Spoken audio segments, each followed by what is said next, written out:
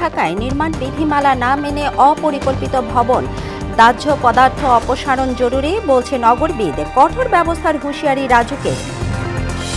পুলিশের নাকের ডগায় গাজীপুরের কালিয়াকৈরে মাদকের রমরমা ব্যবসা, সুনির্দিষ্ট তথ্য পেলে অভিযান জানালো প্রশাসন।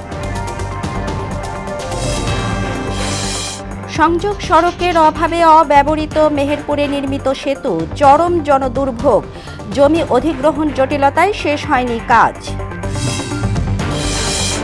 এবং যুদ্ধবিরতি সংলাপে রাতে পাকিস্তান পৌঁছেছে ইরানের প্রতিনিধি দল, 2 বিশেষ দূত পাঠাচ্ছে ট্রাম্প, ফের শান্তি আলোচনার আভাস।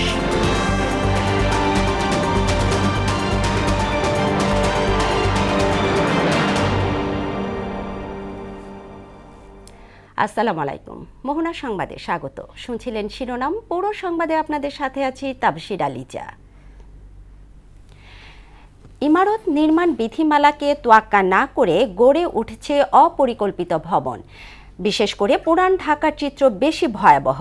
বারবার নোটিশ দিলেও অদৃশ্য ইশারায় তা ফাইলেই বন্দী। নগর পরিকল্পনাবিদদের মতে আন্ডারগ্রাউন্ডে দাহ্য পদার্থ অপসারণে জোর দেওয়া উচিত। তবে এবার কঠোর ব্যবস্থার হুঁশিয়ারি দিয়েছেন রাজুক চেয়ারম্যান রিয়াজুল ইসলাম। মনিরুল ইসলামের বিশেষ প্রতিবেদন। রাজধানীর পুরান ঢাকা, সংকীর্ণ গলি আর অপরিকল্পিত ইমারতের এক গোলকধাঁধা, যেখানে প্রতিটি ভবনই যেন এক একটি অদৃশ্য টাইম বোমা। সরকারি আইনকে বৃদ্ধাঙ্গুলি দেখিয়ে এখানে হরহামেশাই চলছে অনিয়মের প্রতিযোগিতা। ফুলবাড়িয়ার ফিনিক্স রোড, ব্যস্ততম এই সড়কের পাশেই মাথা উঁচু করে দাঁড়িয়ে আছে এনএসকো ভবন। বাইরে থেকে চাকচিক্যময় বাণিজ্যিক ভবন মনে হলেও ভেতরটা অনিয়মে ঠাসা। রাজুকের প্ল্যান বলছে ভবনটির অনুমোদন 6 তলার হলেও বাস্তবের সংখ্যা 9 তলা। ভবনের চারপাশে সেটব্যাক রাখার নিয়ম থাকলেও তা মানছেন না কর্তৃপক্ষ। উত্তর দক্ষিণ কোনো পাশেই নেই ন্যূনতম ফাঁকা জায়গা। এখন উদ্বেগের মাত্রাটা এত যে কোনো একটা অগ্নিকাণ্ড হলে শত শত প্রাণ যাবার মতন কিন্তু অবস্থা, যেটা আমরা বলি বোমা সদৃশ অবস্থা। অনিয়মের ফিরিস্তি এখানেই শেষ নয়। পার্কিং এর জন্য বরাদ্দকৃত জায়গাটি এখন অবৈধ গুদাম আর শপিং মল। অনুমোদিত 7টি লিফটের জায়গায় চলছে মাত্র 4টি। অগ্নি দুর্ঘটনায় জরুরি নির্গমন পথ রুদ্ধ মালামালের স্তূপে।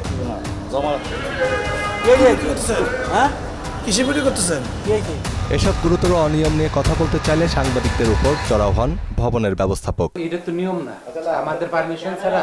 আমার কি বলছে, আমাদের পারমিশন ছাড়া কেন রন করছেন কেন? নগর পরিকল্পনাবিদের মতে শুধু নোটিশই নয়, জননিরাপত্তা নিশ্চিতে নিতে হবে দৃশ্যমান এবং কঠোর ব্যবস্থা। রাষ্ট্রের দায়িত্ব ছিল যে ঝুঁকিপূর্ণ ভবনগুলোকে খুব দ্রুত সরিয়ে ফেলানো, যেন যে ভবনগুলোতে ঝুঁকি বেশি সেগুলোতে যেন কোনো ধরনের রাসায়নিক দাহ্য পদার্থ না থাকে, এবং অতি ঝুঁকিপূর্ণ ভবন সেগুলোতে যেন আমাদের যারা ব্যবহারকারী তাদেরকে সরানো। কিন্তু বারংবার বিভিন্ন ধরনের অগ্নিকাণ্ড, ভবন ধস, এগুলোর পরেও কিন্তু এই ধরনের পক্ষ থেকে রাষ্ট্রের কোনো ড্রাইভ নেই। তবে অনিয়মের বিষয়ে কোনো ছাড় না দেওয়ার হুঁশিয়ারি দিয়েছেন রাজুক চেয়ারম্যান। শুধু এনএসকোই নয়, প্রাণহানি ঠেকাতে নকশা বহির্ভূত ভবনের বিরুদ্ধে কঠোর ব্যবস্থা নেওয়ার কথাও জানান তিনি। আমরা এটা সর্বোচ্চ পর্যায়ে চেষ্টা করতেছি যেগুলো নিয়মের মধ্যে আনা। যেগুলো বিল্ডিং আসলে কমপ্লিট হয়ে গেছে সেগুলোতে আমাদের এক ধরনের পরিকল্পনা আছে, আর যেগুলো নতুন করে কাজ করতেছে সেগুলোতে আমাদের জিরো টলারেন্স, যেটা একটু আগে বললাম, এগুলোতে আমরা কোনো ছাড় দেব না। আমরা চাচ্ছি যেগুলোকে সবগুলো একটা সমন্বিতভাবে নিয়ে আসা, আর এগুলোতে আমরা একটু জনগণের সহযোগিতা চাই, আপনাদের মিডিয়ারও সহযোগিতা চাই। নকশা বহির্ভূত সব ভবনের বিরুদ্ধে নিয়মিত অভিযান চলছে বলেও আশ্বস্ত করেন রাজুক চেয়ারম্যান। আমাদের উপরও দায়িত্ব দিয়েছে মাননীয় প্রধানমন্ত্রী, এগুলো মানে আন্তঃমন্ত্রণালয় টিম করে দিছে যে যারা যারা কাজ করবে, এবং আপনি দেখবেন ইনশাল্লাহ মাঝখানে একটা স্থবির অবস্থা ছিল, এগুলোর মধ্যে আবারও আমরা দ্রুত ব্যবস্থা নেব। মনিরুল ইসলাম, মোহনা সংবাদ, ঢাকা। পুলিশের নাকের ডগায় গাজীপুরের কালিয়াকৈরে চলছে মাদকের রমরমা ব্যবসা।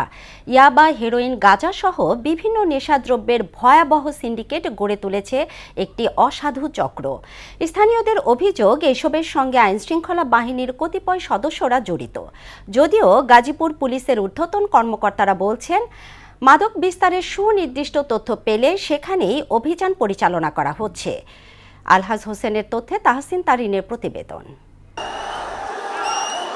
2024 সালে গণ অভ্যুত্থানের পর আইনশৃঙ্খলা পরিস্থিতি অবনতির সুযোগে গাজীপুরের কালিয়াকৈরে হু হু করে বাড়ে মাদক ব্যবসা। অভিযোগ রয়েছে বাইপাস থেকে চন্দ্রা এলাকা পর্যন্ত ঢাকা টাঙ্গাইল মহাসড়কের দুই পাশে অন্তত 15টি খাবারের হোটেল, মৌচাক পুলিশ ফাঁড়ি, ফুলবাড়িয়া পুলিশ ক্যাম্প সহ উপজেলার প্রায় 30টি পয়েন্টে ইয়াবা, হেরোইন, গাঁজা সহ নানা রকম মাদক কেনাবেচা হয় নিয়মিত।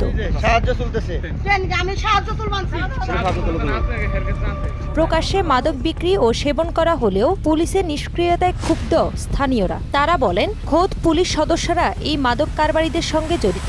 মাদক বিক্রির সাথে পুলিশ সম্পৃক্ত না থাকলেও সহায়তা করার সাথে পুলিশ সম্পৃক্ত আছে। 5ই আগস্টের পরে প্রশাসনিক দুর্বলতার কারণে কিছু মাদক সেবীরা, মাদক বিক্রেতা আবার মাথা চারা দিয়ে জেগে উঠেছে। বাইরে দোকানে বাইতে একটা লাইট জ্বালায় তুলি, লাইটটা বাড়িতে ভাঙ্গা হেল দেয়।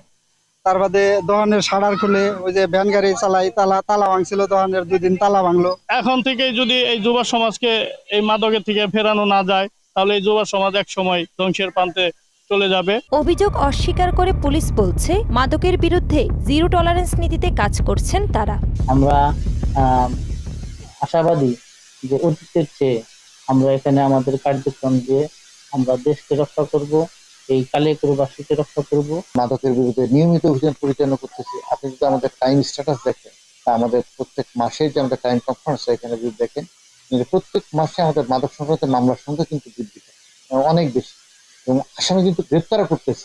এদিকে মাদক নির্মূলে সরকার প্রতিজ্ঞাবদ্ধ বলে জানিয়েছেন গাজীপুর 1 আসনের সংসদ সদস্য মুজিবুর রহমান। জাতীয় সংসদে সেখানে কিন্তু আমি মাদক, চাঁদা এবং সন্ত্রাস নিয়ে কথা বলেছি এবং মাননীয় প্রধানমন্ত্রীর কাছে আবেদন করেছি অনতিবিলম্বে গাজীপুরে বিশেষ অভিযান পরিচালনা করার জন্য। শুধু আশ্বাস নয়, যুব সমাজকে মাদকের ভয়াল থাবা থেকে রক্ষায় পুলিশের দৃশ্যমান তৎপরতা দেখতে চান কালিয়াকৈরবাসী। তাহসিন তারিন, মোহনা সংবাদ। দেশ জুড়ে উদ্বেগজনক হারে বাড়ছে হামের সংক্রমণ। 24 ঘন্টায় এই রোগ ও উপসর্গে আরও 7 শিশুর মৃত্যু হয়েছে। এর মধ্যে 4 জন নিশ্চিতভাবে হামে আক্রান্ত এবং বাকি 3 জন উপসর্গ নিয়ে মারা যায়। এ সময় আক্রান্তের সংখ্যা 1387 জন বলে স্বাস্থ্য অধিদপ্তর থেকে পাঠানো এক সংবাদ বিজ্ঞপ্তি থেকে জানা গেছে।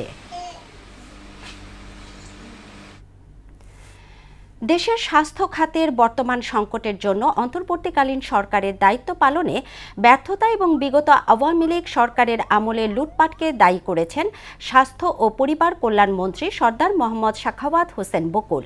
শুক্রবার বিকেলে মুন্সিগঞ্জ 250 শয্যা বিশিষ্ট জেনারেল হাসপাতালের সার্বিক পরিস্থিতি আকস্মিক পরিদর্শন শেষে সাংবাদিকদের তিনি এসব কথা বলেন।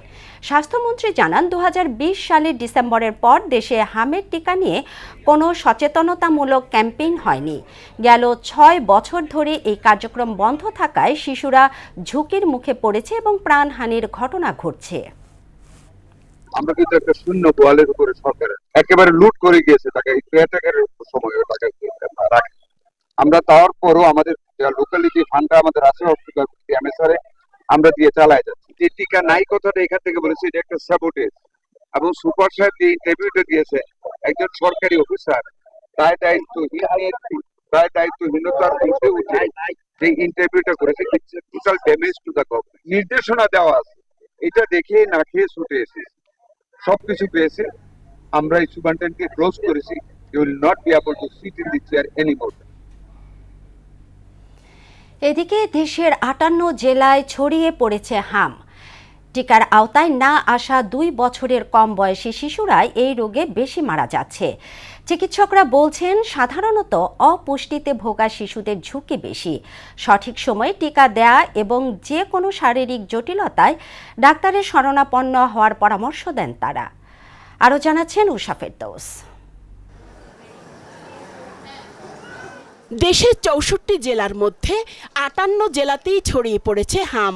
গেল 15 মার্চ থেকে শুরু করে 23 এপ্রিল পর্যন্ত দেশে হাম ও এর উপসর্গে 233 জন শিশুর মৃত্যু হয়েছে। স্বাস্থ্য অধিদপ্তরের পরিসংখ্যান বলছে, এর মধ্যে 39 জন সরাসরি হামে এবং 194 জন শিশু হামের উপসর্গ নিয়ে মারা গেছে। এই 1.5 মাসে 28,334 শিশুর মধ্যে হামের উপসর্গ দেখা গেছে। আক্রান্তদের মধ্যে 18,845 শিশুকে হাসপাতালে ভর্তি হতে হয়েছে। জ্বর আছে 102 আর ঘামাচির মতো আর কি, হামের পর্যায়ে আর কি দেখা যাচ্ছে, এরকম বললো আর্জেন্ট শিশু নিয়ে আসতে। তার মানে প্রায় 15 দিন হাম। যখন আমরা ঢাকাতে রওনা করি, ওই রওনা করার গাড়ির মধ্যে বাচ্চা সারা শরীরে হাম অতিরিক্ত বেরো গেছে। আস্তে আস্তে জ্বর হতে পারে, ওটা হালকা দীর্ঘদিন টিকা কার্যক্রম বন্ধ থাকায় বড় আকারের টিকার বাইরে থাকা জনগোষ্ঠী তৈরি হয়, যা সংক্রমণ বাড়ার অন্যতম কারণ। এই হার্ড ইমিউনিটিটা আমাদের 95 থেকে 93% নেমেছিল টিকা না দেওয়ার কারণে, যে কারণে কিন্তু এই আউটব্রেকটা is not an epidemic yet, এই আউটব্রেকটা আমাদের হয়েছে এবং আমাদের এটা করণীয় হলো এখন আমাদের টিকা দেয়া অবশ্যই। অপুষ্টির কারণে শিশুদের রোগ প্রতিরোধ ক্ষমতা কমে যাচ্ছে, যা হামের মতো রোগে মৃত্যুর ঝুঁকি বাড়িয়ে দিচ্ছে। আমাদের কিন্তু প্রোটিন এনার্জি ম্যালনিউট্রিশনে অসংখ্য বাচ্চা ভোগে। আমাদের আছে ভিটামিনস, ক্যালসিয়াম, তারপর আপনি কি বলে ম্যাগনেসিয়াম, এইসব জিনিসগুলি, এই জিনিসগুলি, এই পুষ্টিগুলি যদি আমরা বাচ্চাদেরকে সরবরাহ করতে পারি, তাহলে তারা কিন্তু এই ধরনের হাম না শুধু অন্যান্য ভাইরাল ব্যাকটেরিয়াল অসুখ থেকে তারা কিন্তু প্রতিরোধ পাবে। তবে আশার কথা হলো চিকিৎসা শেষে 15,728 জন সুস্থ হয়ে বাড়ি ফিরেছেন। উষা ফেরদৌস, মোহনা সংবাদ, ঢাকা। সংযোগ সড়কের অভাবে দীর্ঘদিন ধরে অব্যবহৃত পড়ে আছে মেহেরপুরের গাংনীতে মাথাভাঙা নদীর উপর 7.5 কোটি টাকা ব্যয়ে নির্মিত একটি গার্ডার সেতু। এতে চরম দুর্ভোগে পড়েছেন এলাকাবাসী। সংযোগ সড়কের জমি অধিগ্রহণ ও ভূমি মালিকদের সঙ্গে জটিলতায় কাজ শেষ হয়নি বলে জানান উপজেলা প্রকৌশলী কর্মকর্তা। ফারুক আহমেদের তথ্যচিত্রে জানাচ্ছেন মিশাল বিনতে আনোয়ার। 2019-20 অর্থ বছরে 7.5 কোটি টাকা ব্যয়ে গাংনী ও দৌলতপুর উপজেলার বেতবাড়িয়া মধুগাড়ি মাথাভাঙ্গা নদীর উপর গার্ডার সেতু নির্মাণ করে এলজিইডি। কিন্তু নির্মাণের 6 বছরেও গাংনী অংশের সংযোগ সড়ক তৈরি না হওয়ায় সেতুটির ব্যবহার করতে পারছে না 2 উপজেলার কয়েক লাখ মানুষ। মাত্র 200 ফিট রাস্তা না থাকায় 5 কিলোমিটার পথ ঘুরে যাতায়াত করতে হচ্ছে বলে জানায় স্থানীয়রা। এতে বাড়তি খরচের পাশাপাশি চরম দুর্ভোগ পোহাতে হচ্ছে তাদের। একটা ব্রিজ হয়েছে, কোটি কোটি টাকা খরচ হয়েছে, ঠিক আছে, কিন্তু রাস্তার কারণে আমরা ফসল এবং যাতায়াত করতে পারি না। ব্যবসা বাণিজ্য সমস্ত সবকিছু নির্ভর করছে এই ব্রিজের উপরে। দুর্ভোগের শেষ না, 4 বছর এইভাবে পড়েছে, মানুষ পারাপার হইতে পারছে না, আমাদের খুব কষ্ট। মানুষজন যাতে সুবিধা যাতে না পায়, ব্রিজ তৈরির কাছে না তৈরি ভালো ছিল। ওঠা নামানো অনেক সমস্যা, মোটরসাইকেল তো যাওয়ারই জানাই, ভ্যান রিক্সা কোনো কিছু চলাচল করা যাবে না। উপজেলা প্রশাসন জানায় জমি অধিগ্রহণ জটিলতায় আটকে গেছে নির্মাণ কাজ। দ্রুত সমস্যার সমাধানের চেষ্টা চলছে। বেতবাড়ি মধুগাড়ির উপরে 175 মিটার ব্রিজের নির্মাণ কাজ ইতিমধ্যে সমাপ্ত হয়েছে। অধিগ্রহণ শেষ হলে আমরা ইনশাল্লাহ মানুষের এই যে জনদুর্ভোগ এটা লাঘব হবে। শীঘ্রই সংযোগ সড়ক তৈরি করে সেতুটি চলাচলের উপযোগী করার দাবি এলাকাবাসীর। মিশাল বিনতে আনোয়ার, মোহনা সংবাদ।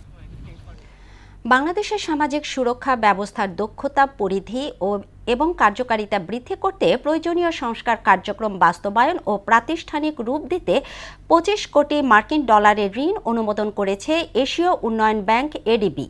শুক্রবার এই ঋণ অনুমোদনের কথা এক সংবাদ বিজ্ঞপ্তিতে জানিয়েছে সংস্থাটি। এতে বলা হয়, এর লক্ষ্য হচ্ছে ঝুঁকি, বঞ্চনা ও দারিদ্র্য কমাতে সুরক্ষা এবং প্রতিরোধমূলক সামাজিক কার্যক্রম জোরদার করা।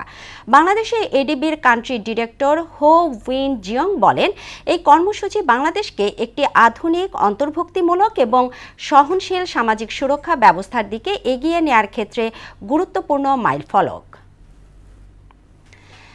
বিচার বিভাগ থেকে দুর্নীতির শিকড় উপড়ে ফেলার ঘোষণা দিলেন আইন, বিচার ও সংসদ বিষয়ক মন্ত্রী মোহাম্মদ আসাদুজ্জামান। শুক্রবার যশোর জেলা আইনজীবী সমিতির নবনির্মিত ভবনের ফটক উন্মোচন ও মত বিনিময় সভায় প্রধান অতিথির বক্তব্যে তিনি এ মন্তব্য করেন। এ সময় তিনি আরও বলেন, জুলাই সনদ, মানবাধিকার কমিশন, বিচার বিভাগের স্বাধীনতা ও পৃথক বিচার বিভাগীয় সচিবালয় স্থাপন সহ প্রতিটি বিষয় ও আইন যাচাই বাছাই করে সংসদে বিল আকারে আনা হবে। আমরা এই সমস্ত করাপশনের শিকড় তুলে আনতে চাই। সচিবালয় আইনটা আমরা আরো বেশি যাচাই বাছাই করে পর্যবেক্ষণ করে এমন একটি আইন আনতে চাই যেখানে সত্যিকার অর্থে বিচারকরা সাংবিধানিকভাবে যে পথ নির্দেশ করা আছে সেই পথে হেঁটে যেতে পারেন, এবং জুলাই সনদে যেভাবে আছে আমরা ওইভাবে মানব অক্ষরে অক্ষরে। বিএনপির এজেন্ডা দিবালোকের মতো সত্য স্বচ্ছ, আমাদের কোনো হাইড অ্যান্ড সিক নাই। দেশে তেলের সংকট নেই, অনৈতিক ব্যবসার কারণে এমন পরিস্থিতি সৃষ্টি হয়েছে বলে মন্তব্য করলেন এলজিআরডি মন্ত্রী ও বিএনপির মহাসচিব মির্জা ফখরুল ইসলাম আলমগীর। শুক্রবার ঠাকুরগাঁওয়ে এক সভায় তিনি একথা বলেন। এ সময় তিনি আরও বলেন, কিছু অসাধু চক্র তেল মজুত করে কালো বাজারে বিক্রি করছে, যা দেশের অর্থনীতি ও সাধারণ মানুষের জন্য ক্ষতিকর। এ ধরনের কর্মকাণ্ড বন্ধে প্রশাসনকে কঠোর ব্যবস্থা গ্রহণের নির্দেশ দেওয়া হয়েছে। এই সমস্যাটা তেল কমের জন্য নয়, সরবরাহ কমের জন্য নয়, এই সব সমস্যাটা কিছুটা হচ্ছে তৈরি করা।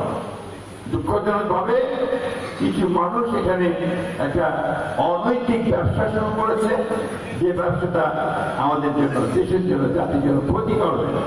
আমি ডিসি সাহেবকে বলেছি, ওনারা যোগ করেছেন, এটার দিকে আরো নজর দিতে হবে।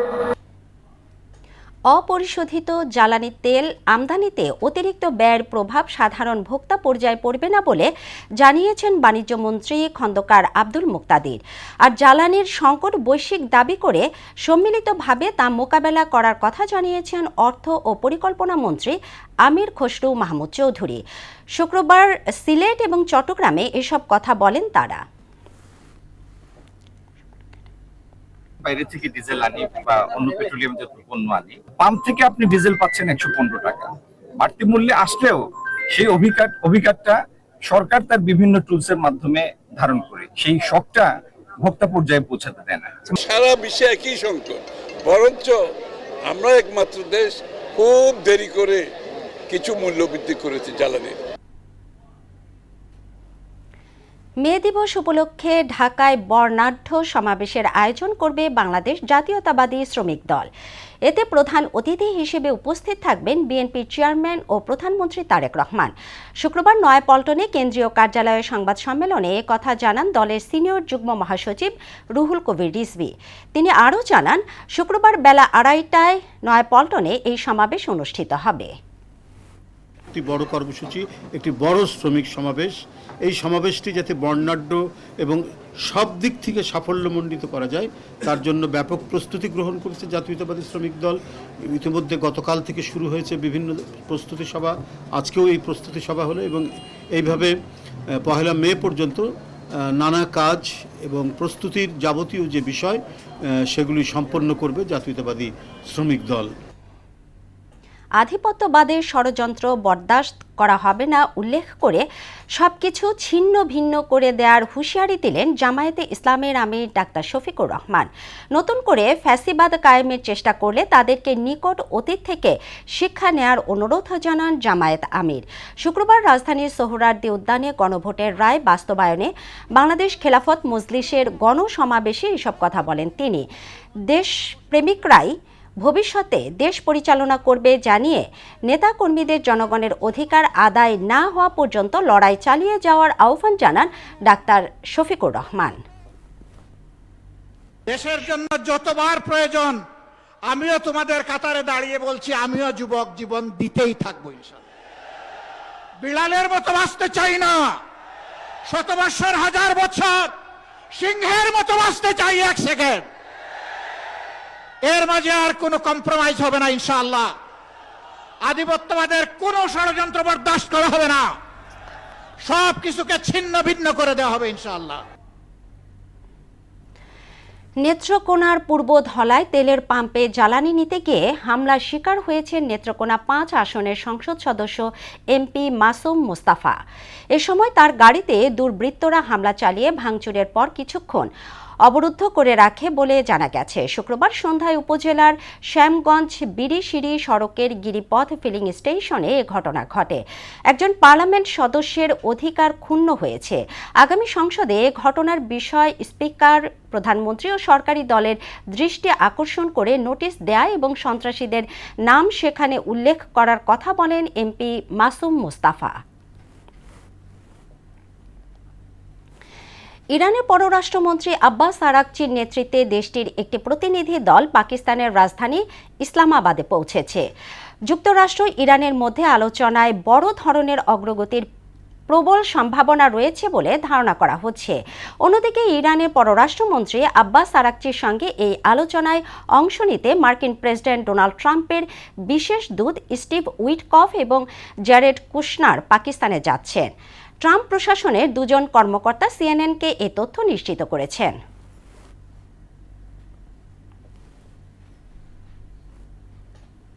নরসিংদীতে এবার বোরো ধানের বাম্পার ফলন হয়েছে। আবাদ বৃদ্ধি পেলেও ডিজেল সংকটে মাড়াই করতে পারছে না কৃষকরা। ফলে শ্রমিক দিয়ে ধান মাড়াই করতে খরচের সাথে সময় লাগছে বেশি। এদিকে বাজারে ধানের দাম কম, কিন্তু উৎপাদন ও মাড়াই খরচ বেশি হওয়ায় লোকসানের শঙ্কায় কৃষকরা। নরসিংদী থেকে মাহবুবুর রহমান এর তথ্য ও চিত্রে বিস্তারিত জানাচ্ছেন ডলি বিনতে মনোয়ারা। চলতি মৌসুমে নরসিংদী জেলায় বোরো ধানের আবাদ হয়েছে ৫৬,৬০২ হেক্টর জমিতে, যা গেল বছরের তুলনায় ৮৩ হেক্টর বেশি। কৃষি বিভাগের তথ্য অনুযায়ী এবছর প্রায় ১,৩৫০ কোটি টাকার ধান উৎপাদনের লক্ষ্যমাত্রা নির্ধারণ করা হয়েছে।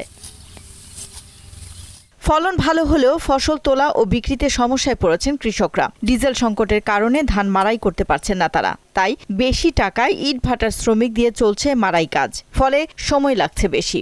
হাজিরা ১,০০০ টাকা লেবারের মেশিন থাকতো, ডিজেল পাওয়া যেত, তাইলে কৃষক বাঁচতে পারতো। ৩ দিন ৪ দিন গিয়ে ঘুরলাম, ১ লিটার ডিজেল পাইলাম না। ওখানে ধান আবার ইট খোলাতে না মানুষ হয় না, ১২০০ টাকার ওজন হইতে বাইরে লইতেছি। কৃষকরা আমরা তেলের জন্য হাহাকার করতেছি।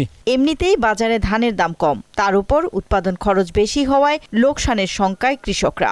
১ বিঘা ক্ষেত শ্রমিক দিয়ে নেই, তো সারাদিন মারাই করে তারা পারে না। তাইলে আমাদের এইভাবে শ্রমিকের ইয়াও বেশি, শ্রমিক ইটাকলা থেকে মজুরিও বেশি, আর ধানের মূল্যটাও আমরা কম পাইতেছি। কৃষকরা যেন ডিজেল পায় সেজন্য জেলা ও উপজেলা প্রশাসনের মাধ্যমে মনিটরিং করা হচ্ছে, এমনটাই জানালেন কৃষি সম্প্রসারণ অধিদপ্তরের উপপরিচালক। কৃষকরা যারা মাড়াই যন্ত্র বলেন অথবা তারা সেচ যন্ত্র বলেন, যারা প্রয়োজনীয় ডিজেল লাগবে, এখানে কিন্তু আমাদের জেলা প্রশাসনের মাধ্যমে এবং উপজেলা প্রশাসনের মাধ্যমে এটা আমরা খুব স্ট্রিক্টলি মনিটরিং করতেছি, যাতে কৃষকরা পর্যাপ্ত ডিজেল পায়। সংকট নিরসনে দ্রুত কার্যকর পদক্ষেপ নেবে সংশ্লিষ্ট কর্তৃপক্ষ, এমনটাই প্রত্যাশা কৃষকদের। ডলি বিনতে মনোয়ারা, মোহনা সংবাদ। এবার সারা দেশে অনুষ্ঠিত সভা সমাবেশ নিয়ে প্রতিনিধিদের পাঠানো তথ্যচিত্রের ডেস্ক রিপোর্ট। আশুলিয়ায় ইনজেনিটেক্স বিডি লিমিটেড শ্রমিকদের বেতন বোনাস পরিশোধ করা সহ বন্ধ কারখানা খুলে দেওয়ার দাবিতে বিক্ষোভ মিছিল এবং মানববন্ধন করেছে শ্রমিক ও ফেডারেশন নেতৃবৃন্দ। দুর্যোগ ব্যবস্থাপনা অধিদপ্তরের অধীনে ছাগলনাইয়া উপজেলার পূর্ব পাঠানগঞ্জ জিয়া রোডের শুভ উদ্বোধন করেন ফেনী ১ আসনের সংসদ সদস্য রফিকুল আলম মজনু। কুষ্টিয়ার কুমারখালীতে মেধাবী শিক্ষার্থীদের মাঝে শিক্ষা উপকরণ, প্রতিবন্ধীদের হুইলচেয়ার ও অসহায় নারীদের আত্মকর্মসংস্থানের লক্ষ্যে সেলাই মেশিন বিতরণ করেছে কুমারখালী ওয়েলফেয়ার অ্যাসোসিয়েশন। মানিকগঞ্জের পলি ফসলি জমিতে অবৈধ মাটি কাটা বন্ধের দাবিতে ঢাকা আরিচা মহাসড়ক বন্ধ করে মানববন্ধন করেন এলাকাবাসী। কেরানীগঞ্জে বিজ্ঞান ভিত্তিক গবেষণামূলক মেলা পরিদর্শন করেন ইউএনও। ঠাকুরগাঁয়ে শুরু হয়েছে টি10 টেপ টেনিস ক্রিকেট টুর্নামেন্ট ২০২৬। জমকালো আয়োজনের মধ্য দিয়ে টুর্নামেন্টের শুভ উদ্বোধন করেন জেলা বিএনপি সভাপতি মির্জা ফয়সাল আমিন। জয়পুরহাটের ৫ পৌরসভার বালিঘাটা জামে মসজিদে অবকাঠামো উন্নয়নের আর্থিক সহায়তা প্রদান করেন জেলা ছাত্রদল নেতা মোহাম্মদ শামীম হোসেন মণ্ডল। ঢাকা জেলা পরিষদের অর্থায়নে ধামরাইয়ের গোয়ালদি হজরত ফাতেমাতুজ জাহরা রাদিয়াল্লাহু তাআলা আনহু ইসলামী মহিলা আদর্শ মাদ্রাসার বহুতল ভবন নির্মাণ উপলক্ষে দোয়া মাহফিল অনুষ্ঠিত হয়। গাজীপুর কেজি স্কুল অ্যাসোসিয়েশন কর্তৃক আয়োজিত অনুষ্ঠানে বৃত্তিপ্রাপ্ত শিক্ষার্থীদের হাতে সম্মাননা তুলে দেন গাজীপুর ১ আসনের সংসদ সদস্য মোহাম্মদ মুজিবুর রহমান।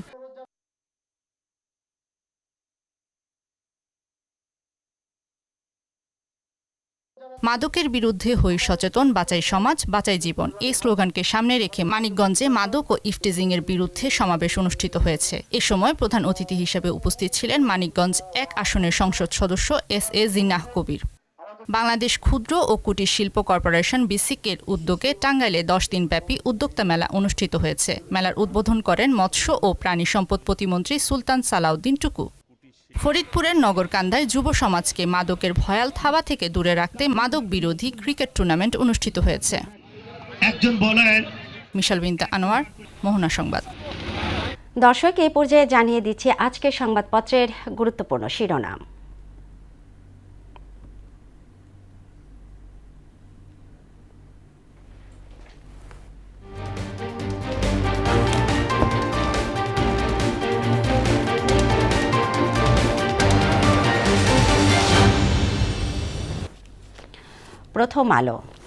প্রথম আলো শিরোনাম করেছে বাংলাদেশ হামের উচ্চ ঝুঁকিতে, যুক্তরাষ্ট্র ইরান শান্তি আলোচনায় অচল অবস্থা কাটার আভাস।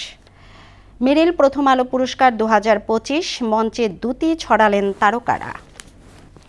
দৈনিক ইত্তেফাকের শিরোনাম সোশ্যাল মিডিয়ায় ভিডিও ভাইরাল, রাজশাহীতে কলেজের নারী শিক্ষককে বিএনপি নেতার জুতাপেটা, টিকাদানের অভাবেই বিপুল সংখ্যক শিশু আক্রান্ত।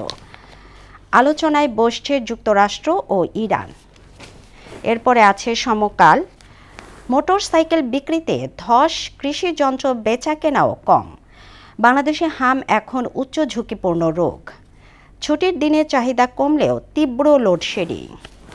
বাংলাদেশ প্রতিদিনের শিরোনাম জ্বালানির উত্তাপ সর্বত্র, বেসরকারি খাত বাঁচলেই ঘুরে দাঁড়াবে দেশের অর্থনীতি।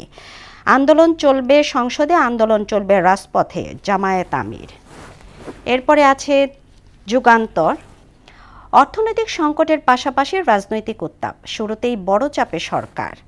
ছাত্রদল শিবির দ্বন্দ্বে উত্তপ্ত ক্যাম্পাস, তীব্র গরমে পানির কষ্টে নগরবাসী, ওয়াসার সক্ষমতা শুধু কাগজে কলমে। সর্বশেষ আমার দেশ শিরোনাম করেছে ছাত্রদল শিবির সংঘাত ছড়িয়ে পড়ছে, কবে খুলছে জুলাই স্মৃতিঘর। ইসলামী ব্যাংকে এস আলমের খেলাপি 57,000 কোটি টাকা। দর্শক, এই ছিল সংবাদপত্রের গুরুত্বপূর্ণ শিরোনাম। শেষ করব মোহনা সংবাদ, তবে যাবার আগে শিরোনামগুলো আরও একবার।